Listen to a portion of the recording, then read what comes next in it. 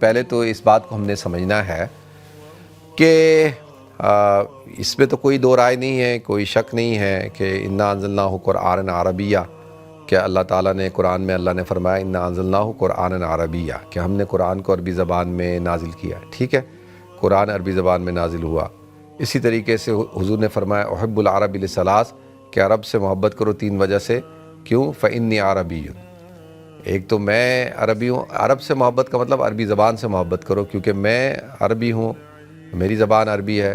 اور لغت القرآن عربی، قرآن کی زبان عربی ہے. وہ لغت اہل الجنہ عربی، جنت کے لوگوں کی زبان جو ہے وہ عربی ہوگی. ٹھیک ہے، تو اس لیے عربی سے محبت کرنے کا حکم دیا گیا.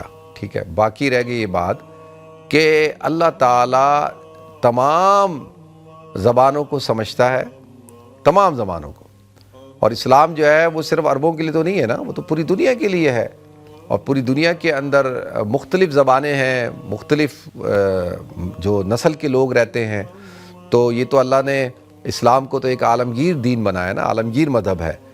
تو اب سوال یہ ہے کہ مجھے جو میری جو پریشانی ہے، مجھے جو میری جو ضرورت ہے، اب میری تو عربی زبان نہیں ہے، تو میں وہ کیسے مانگوں گا اللہ سے؟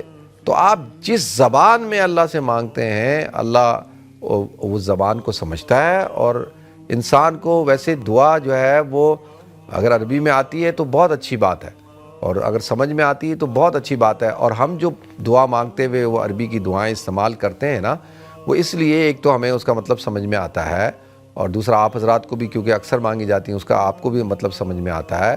اور وہ اس لیے تاکہ وہ حضور اکرم صلی اللہ علیہ وسلم کی تعلیم شدہ ہے. آپ نے کہا کہ بھئی یہ دعائیں مانگا کرو، ان دعاؤں کو اپنی وظائف میں شامل کرو. تو اس لیے باقی اس سے ہٹ کے جو دعا مانگنی ہے، جو پریشانی ہے، جو مسئلہ ہے آپ کا، جس زبان میں آپ دعا مانگیں گے اللہ تعالیٰ اس زبان کو سمجھتا ہے.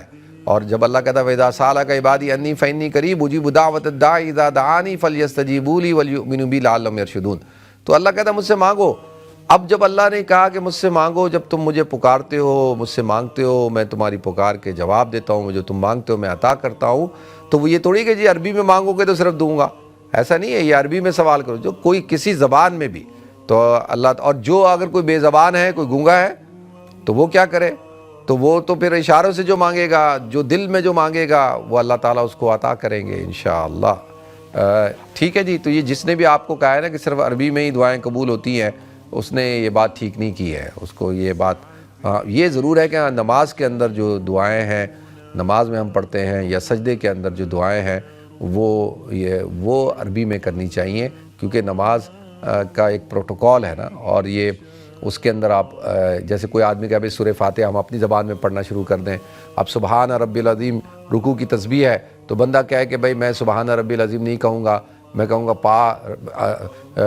سبحان ربی العظیم، میرا رب جو عظمت والا ہے وہ پاک ہے، میں اس کی تعریف بیان کرتا ہوں.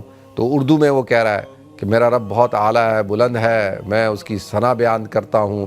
تو اس لیے کہ نماز کا ایک پروٹوکول ہے، اس لیے کہا جاتا ہے کہ نماز کے اندر جو ہے وہ آپ کو عربی میں ہی دعا کرنی ہے. درود شریف، اتحیات اور جتنے بھی ذکر اذکار ہیں، وظائف ہیں، اور قرآن کی تلاوت ہے، سب کچھ عربی میں ہی ہوگا. لیکن دعائیں آپ وہ کسی زبان میں بھی آپ نماز کے بعد جو ہے وہ مانگ سکتے ہیں.